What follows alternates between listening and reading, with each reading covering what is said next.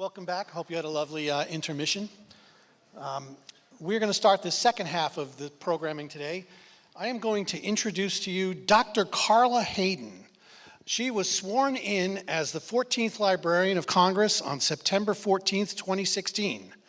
Nominated to the position by President Barack Obama and confirmed by the U.S. Senate, she is the first woman and the first African American to lead the Library of Congress.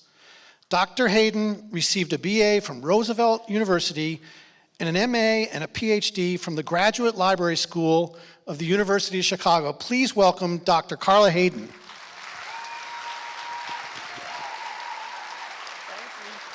Lovely to meet you. Okay.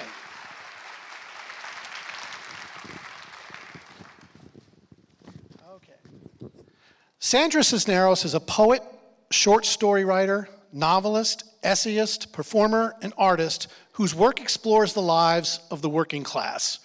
Her numerous awards include the NEA Fellowships in both poetry and fiction, the Texas Medal of the Arts, a MacArthur Fellowship, several honorary doctorates, and national and international book awards, including Chicago's Fifth Star Award, the Penn Center USA Literary Award, the Fairfax Prize, and the National Medal of Arts. Most recently, she received the Ford Foundation's Art of Change Fellowship, was recognized among the Frederick Douglass 200, won the Penn Nabokov Award for the International Literature, and received a Ruth Lilly Poetry Prize from the Poetry Foundation. Her classic coming-of-age novel, The House on Mango Street, has sold over 7 million copies, has been translated into more than 25 languages, and is required reading in elementary schools, high schools, and universities across the nation. Please welcome Sandra Cisneros.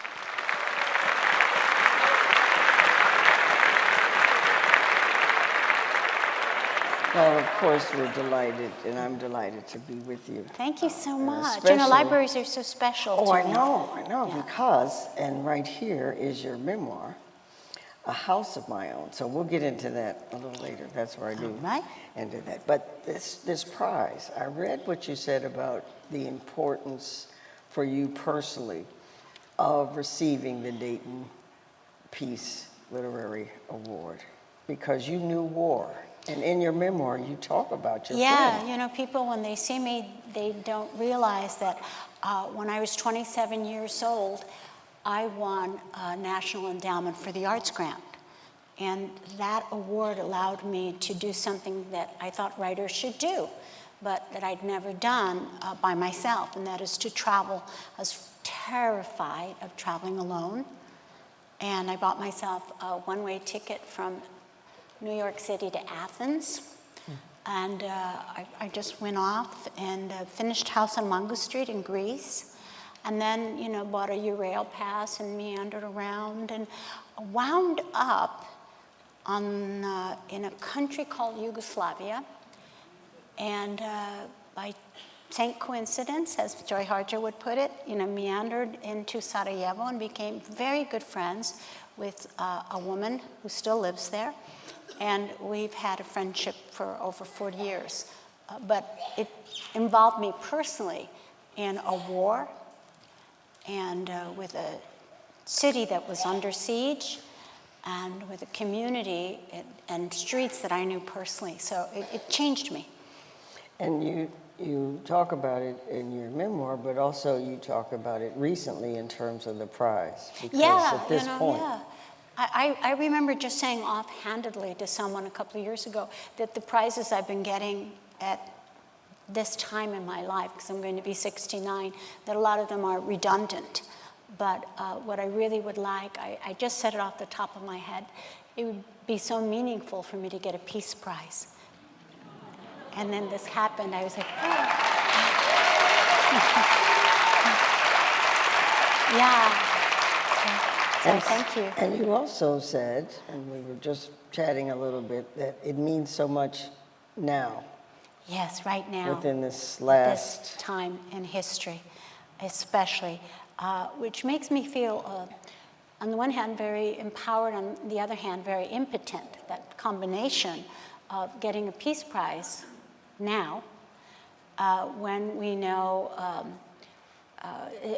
the woman Mohammadi, who's under hunger strike in Iran, and she's nominated for the Nobel Peace Prize.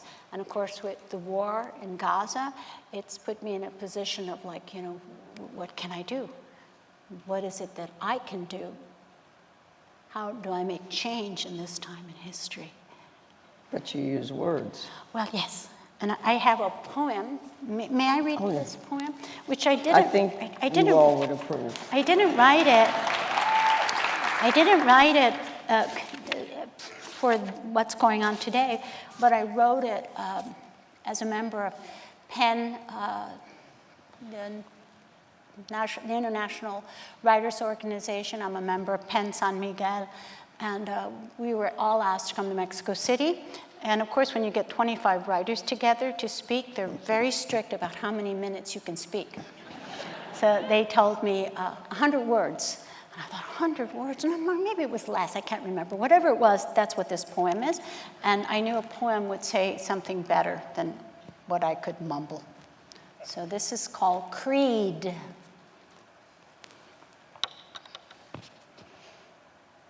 I believe I am God, and you are too, and each and every one, but only for a little.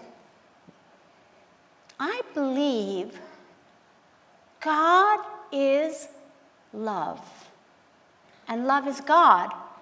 And although some doubt God's existence, no one doubts the existence of love, even and especially those who have never met love.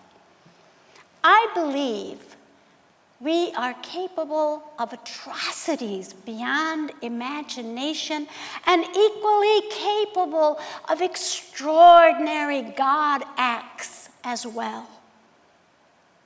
I believe there is enough misery in the world, but also humanity, just a bit more, I believe. I believe in the power of a thought, a word, to change the world. I believe there is no greater sorrow than that of a mother who has lost her child. I believe in las madres de las madres, y la Santísima Madre, la Diosa Guadalupe. Because the universe is large enough to encompass contradictions, I believe these same mothers sometimes create monsters, los machos.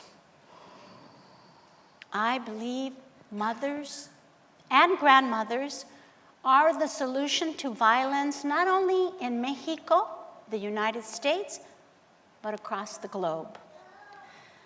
I believe what the generals need now are the abuelita brigades armed with chanclas to shame, swat, and spank los meros machos del mundo.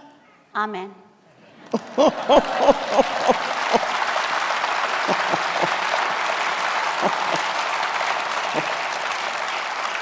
Don't you think like that's what we need right now, the mothers and the grandmothers, and someone wiser than the leaders that are leading the destruction, like children, to get up and do something? I really do believe that they could do a lot to make change in the world.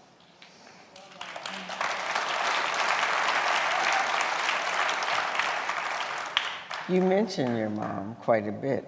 Yeah, my mom was a force of nature. And from your descriptions, I think she would have taken the pan. Yeah.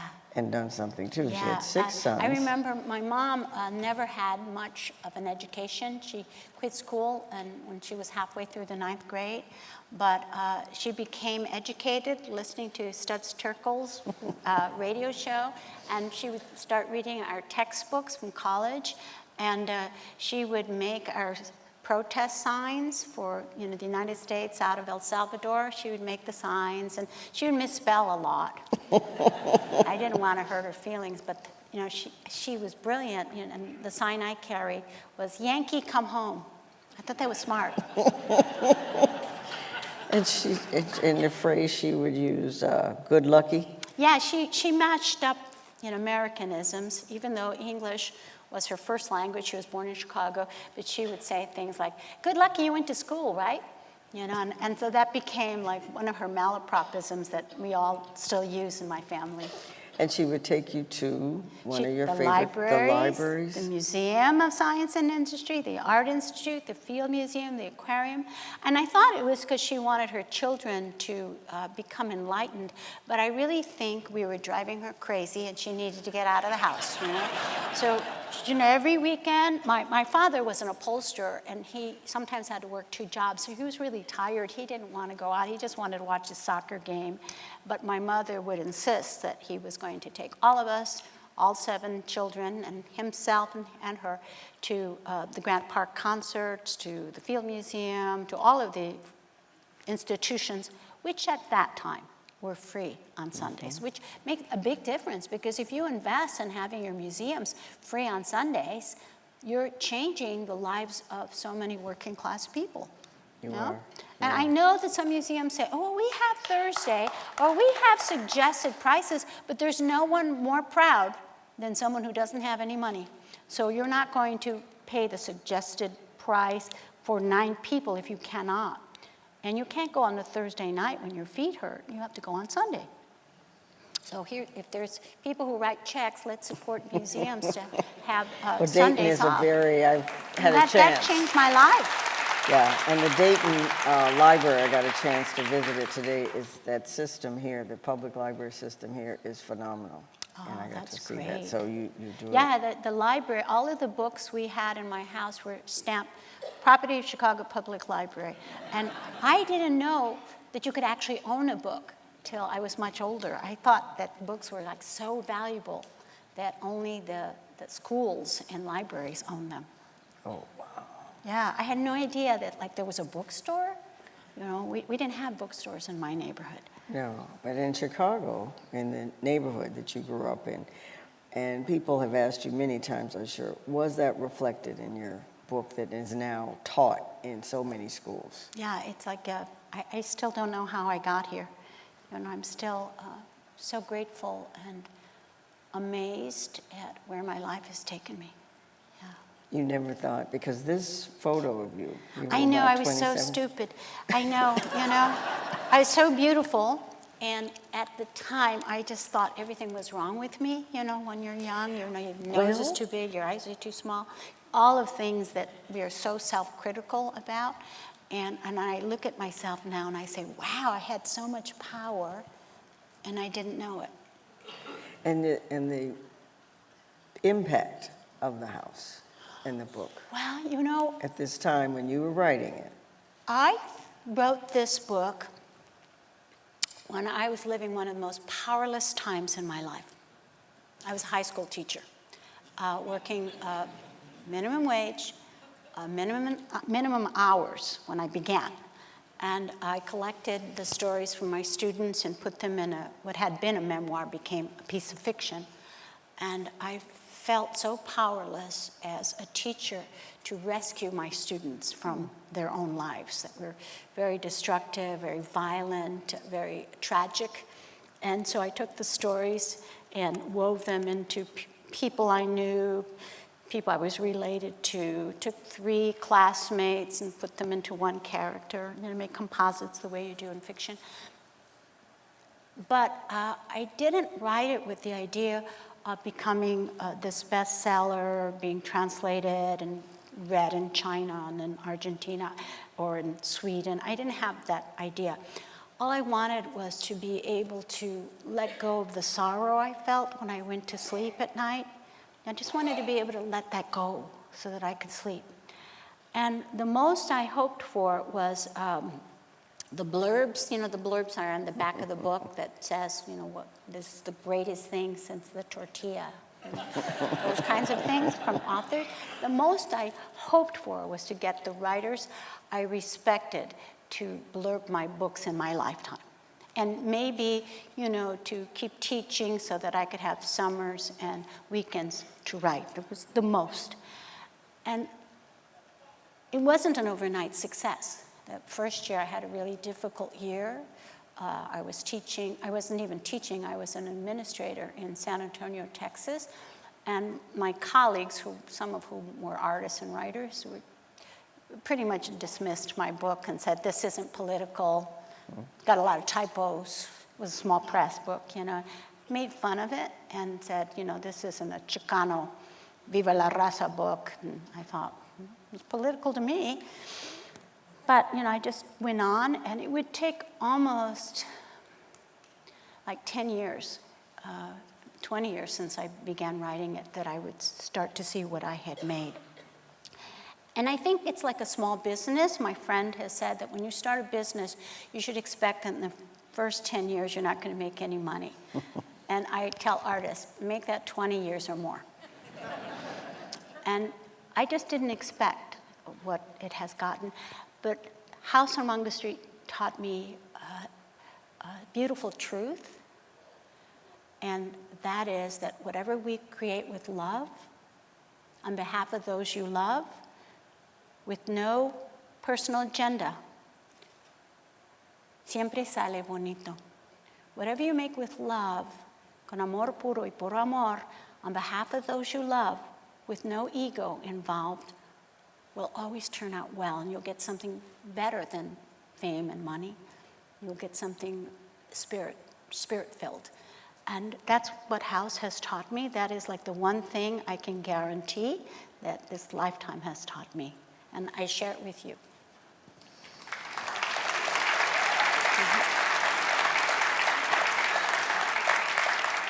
And what does it, or did it start to surprise you that so many, especially adolescent girls and boys, it was a universal experience that they were having with the book? So whether they were Latina or not, you started realizing it was resonating beyond just the cultural. I think the most impactful letters I've gotten have been from someone who isn't my gender, who isn't my race, who can get on the subway and see people who look like me and think about them as himself. When you can see yourself in someone who's the opposite of you, then the art has done its work. It's done its spirit work. And that has astonished me. That people feel that empathy, or they say, wait, that looks like Esperanza. Yeah. I can relate to the characters. That looks like so-and-so. And on the other hand, though, I remember the first time I saw myself reflected in a book, Bright April, with the little brown girl with pigtails who was a brownie, all of that. And it meant so much to see myself in a book.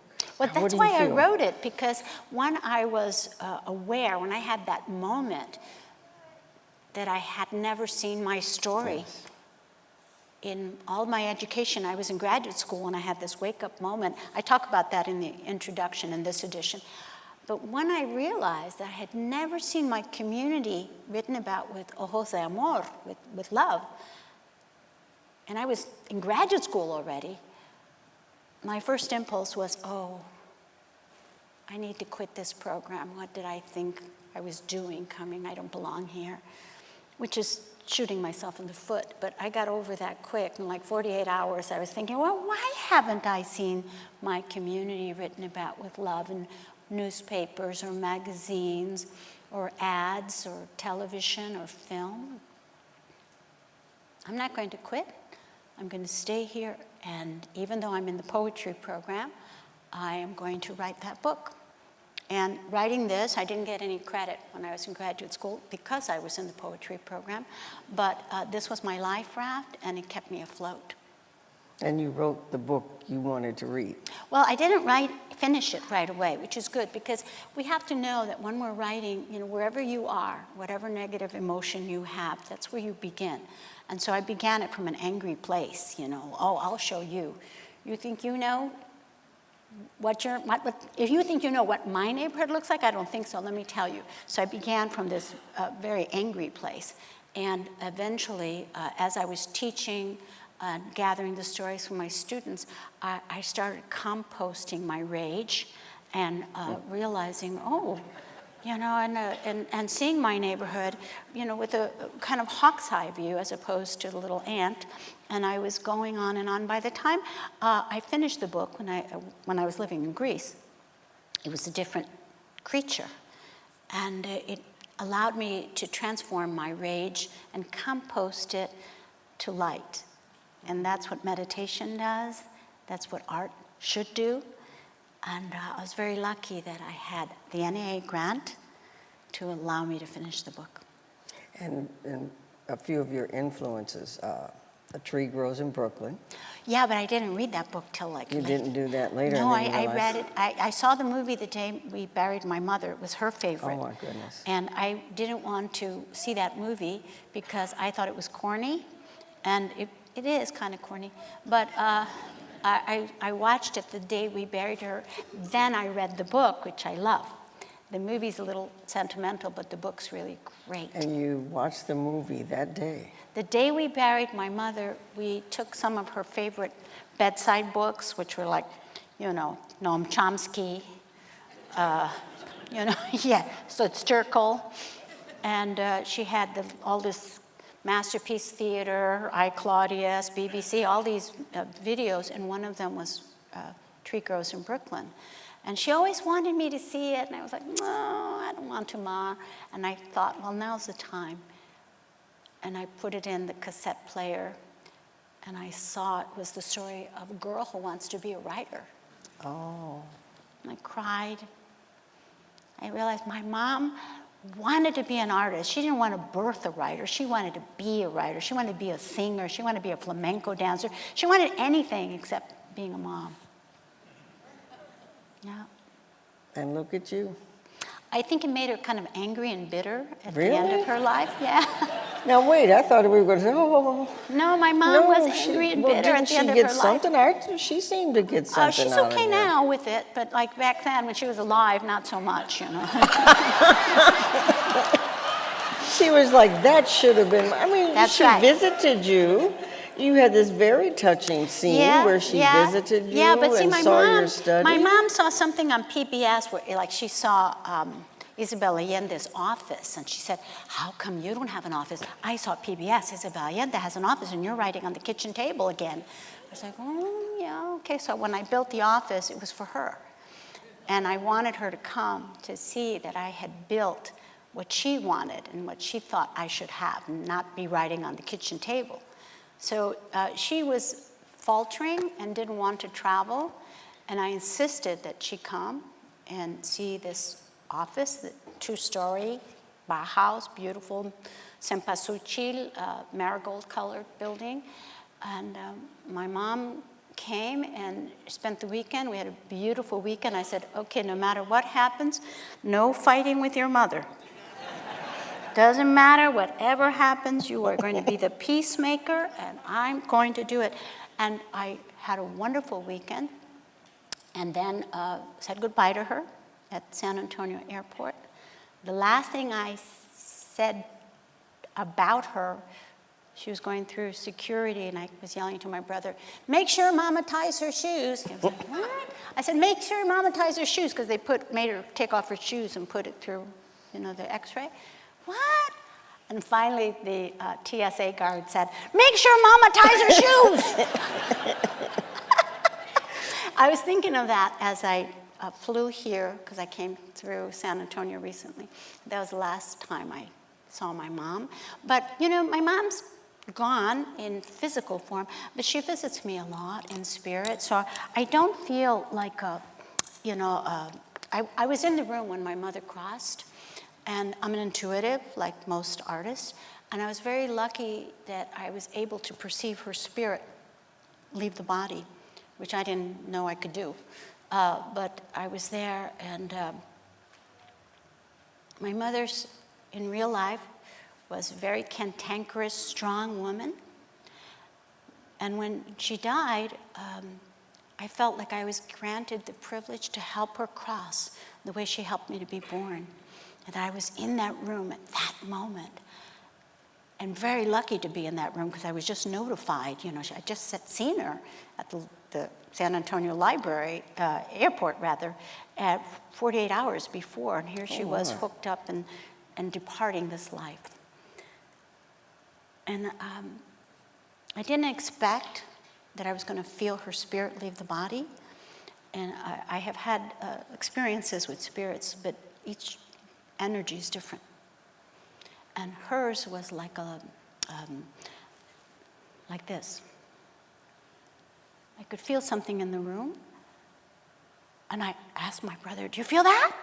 And my brother was like holding her hand because I was being very bossy. He said, hold her hand, tell her she could go. I was giving orders like if I was in the birthing room. I said, do you feel that? And he said, no.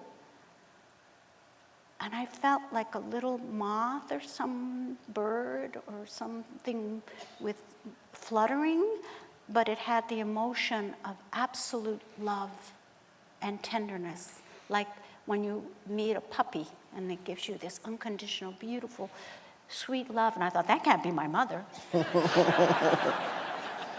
that's my mother? That's my mother without her body? Who is that woman? And then it did this.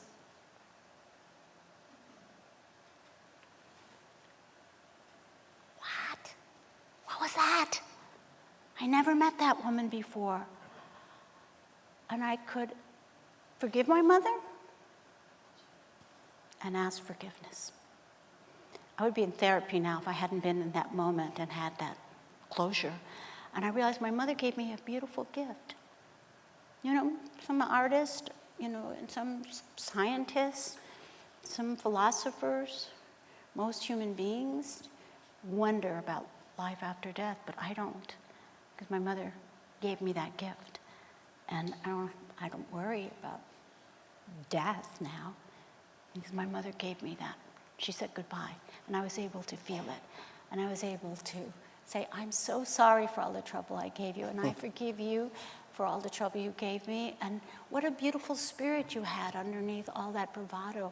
So I created an altar that went to the Smithsonian and to several museums based on that moment of meeting her as she left, that woman, not the one who was my mother, but the one before she shielded her heart. Shielded her heart. Yeah. So I call that day that she died her transformance day, when she transformed herself to light. And she didn't die, she just transformed herself. And I think when we think of someone when they're dead, you know, like every day, I think of my mother, every day. And I thought for a long time, like, well, I want my mother to have a experience like when she was doing this. I want to feel that again. And she didn't. Then I realized every single day, I think of my mother, and that's my mother calling, and I'm not picking up. So every time we think of someone whose spirit, they're calling us, and we should take the time to be quiet, meditate, and say, yes? That's what we should be doing. And listen. My mother had the habit of, like, when she called me, she would call me and say, what? I said, no, Ma, you called me. She would always do that. What? No, I'm supposed to say what? You called me. So I think when I think of her, she's saying, what? And saying, and well, when you think about what you're writing in any poetry, did you ever write a poem for her? Oh, Many. The introduction is to my mother. There's a essay called An Ofrenda for My Mother in here. There's a book, picture book called Have You Seen Marie? All about my mother.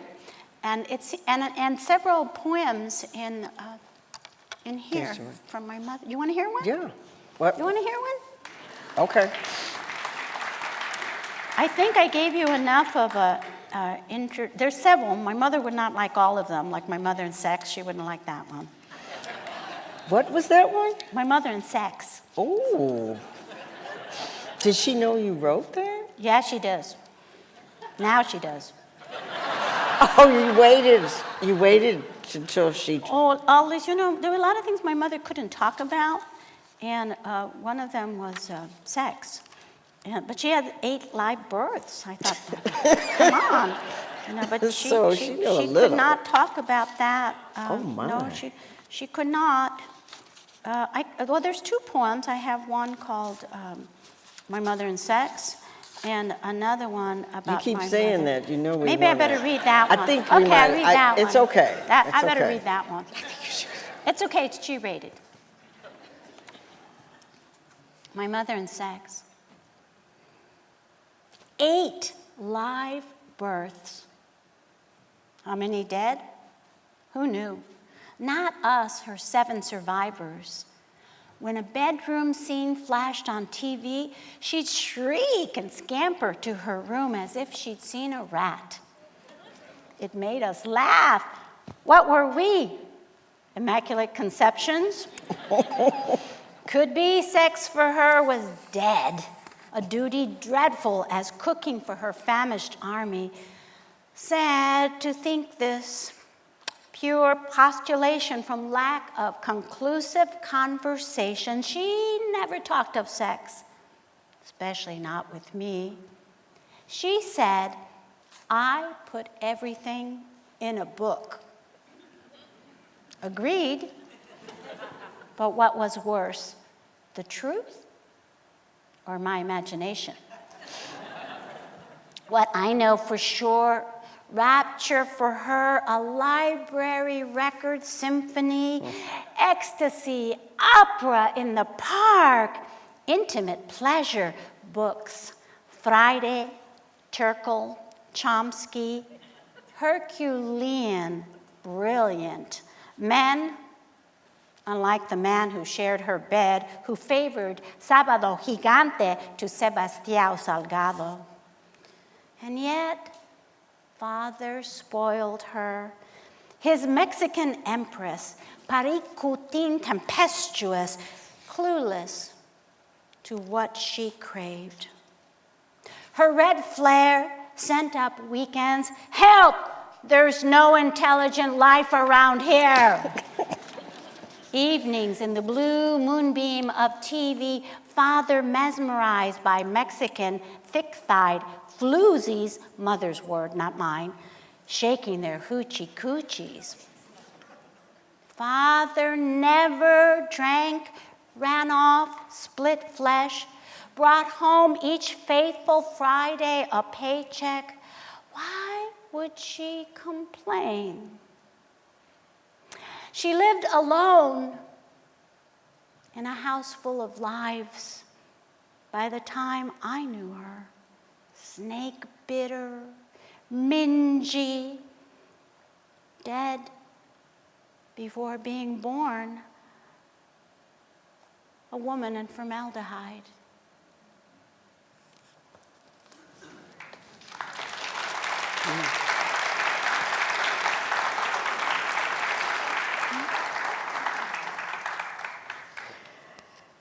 Now, some of the references and, of course, the language are cultural. You use Spanish language, you do that. How do you balance that in making it accessible to like a wider audience in that? Because I only put Spanish when there's no alternative, because there's some words that don't have translation, or I put the Spanish and I weave the translation in there seamlessly. Like I remember I had a story where the character says, and grandmother called me a sinvergüenza, and I cried too because I am without shame. You see, you can do that very seamlessly if you know what you're doing. So I only put the Spanish in there when there's no way to put the translation. And I always do it in rhythm-wise, if it fits, or poetry. And it's not necessary to translate everything, because we get lots of books with French in it, and we don't get all mad and say, well, I don't understand French. Right? No, or especially Latin, with French, no. Right? Yeah, French. Why is it okay for French and pretend. Latin? And people say, oh, I can't read that because there's Spanish in there. Well, I use the context so that you can get it, and you're not going to miss if it's a word or two. It's okay. And you mentioned earlier too that some of your colleagues said, "Oh, you're not, La Raza or anything like that." So That I'm not what? I'm sorry. Your book wasn't militant or yeah, something it wasn't like Viva that. la Raza. Yeah. I think for men it was a little startling when the book came out in 1984 to see a book like this, and I think they also didn't like that I was critical about the men, and they felt that I should be not bring up the dirty laundry, and that it should be a rallying cry, that I should sound like their books. I think that was the problem. That sometimes happens with different Well, groups. Gwendolyn Brooks, when her little, Gwendolyn Brooks, yeah, talk her about wonderful her, book, yeah. Maud Martha, which I adore, and when that book came out, it was just a little book compared to the black writers who were publishing at that time. I just found that out this year, that it did not get a critical reception. And still, people don't know Maud Martha, which is many writers, including myself, our favorite book. And you knew her. I knew Gwendolyn Brooks, the poet, because she lived in Chicago, and she would have a poetry prize for little ones all the way to high school. And I met her when I was teaching and gathering the stories for House on Mongo Street. And 3 years in a row, a total of 5 of my students won the Gwendolyn Brooks Poetry Prize. So she thought of me as this brilliant teacher of creative writing at first. And later, we would meet on the same stage as poets. Wow. Yeah. And you write in a little vignette that you saw her in the grocery stores like that. I saw her downtown at the Stop and Shop. Remember Stop and Shop? And downstairs in the subway. And I used to work at People's Gas summers when I was in college to pay for my school. And one day I stopped in Stop and Shop, and there was Gwendolyn Brooks. She always looked like a little nun, right? She dressed in black or brown or navy. She was standing there, and I just couldn't believe it. Here was Gwendolyn Brooks standing in line at the bakery. I was like, "Oh, Miss Brooks, what are you doing here?" And she said, "I'm buying a cake." And I was like, "What?" It's Gwendolyn Brooks. "Oh, it's buy cakes?" No, I mean, she was like my hero. She was in an anthology. She was famous. She should be stepping on cake. She shouldn't be buying cake. No, I just couldn't believe that. I was just knocked over. I know we have to, because I could be with you all, what would you all say, all afternoon, all evening, that we could be here together? If you haven't read Maud Martha, you must run and get that novel. It's so beautiful. And it was made up of failed poems that were supposed to be a book of poetry, and they didn't work, and she made it into this beautiful story cycle that I didn't discover until I was in Sarajevo after I had finished this book. Well, the thing that I couldn't help but notice, that in your memoir you had the author responds to your letter requesting my book be banned from the school library. You got an angry letter from an angry mother in Austin, Texas, that you Outside said of Austin, yeah. made me even angrier. And so you waited a few days before you responded, but your response was wonderful. Well, my agent at that time doesn't remember, but she advised me not to answer this woman's letter. And I said, no, we need to respond when our books are being banned. We need to write with respect and love. We need to practice deep listening to people that are frightened or upset or angry. And I think what I tried to do was I thought of someone who I disagreed with and was angry with a lot, my father. And I imagined I'm writing this letter to my father. So the first time I wrote it, it was pretty angry, but then I thought, I can't upset my father because I love and respect my father. So I'll write it again. And I wrote it again, and I spent a whole week rewriting this letter as if it was going to go to my father. So a great deal of respect, a great deal of love. And we got a correspondence going. She responded, and I sincerely wanted to know why she wanted my book banned. And we communicated over several letters, and eventually she understood. and came around, and I understood her, and I could explain some of the misconceptions she had about my book. And afterwards, I said, I would like to print your letter. I'm going to write an essay about this. May I print your letter? And she said, oh, no, no. I said, okay, that's your right.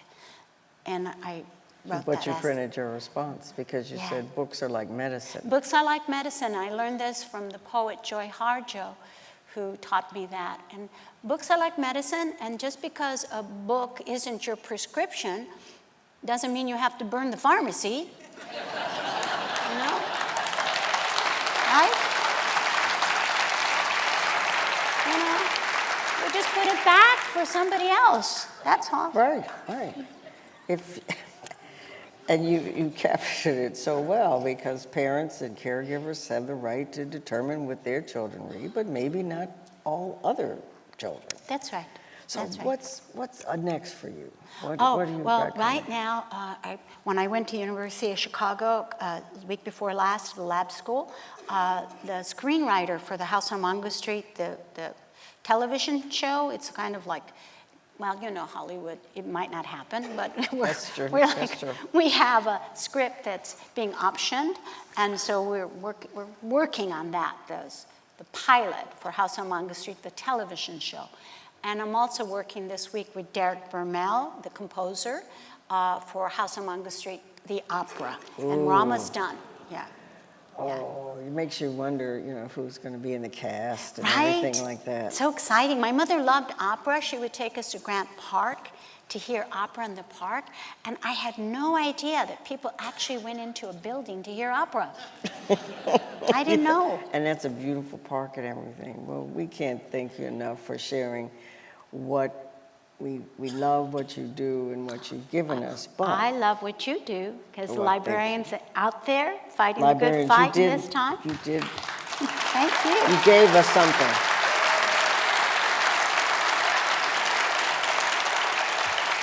And you give us something to hold on to. So thank you so much, because Thank you. are so, as we all know, deserving of the prize. I think lots of people are deserving of prizes, the librarians and the teachers, the people that taught during COVID, the medical people. There's so many people. I think that we should change the order that people to get on planes, and the librarians and the teachers should go first. All right. Well, thank you so much. Thank you. And thank you.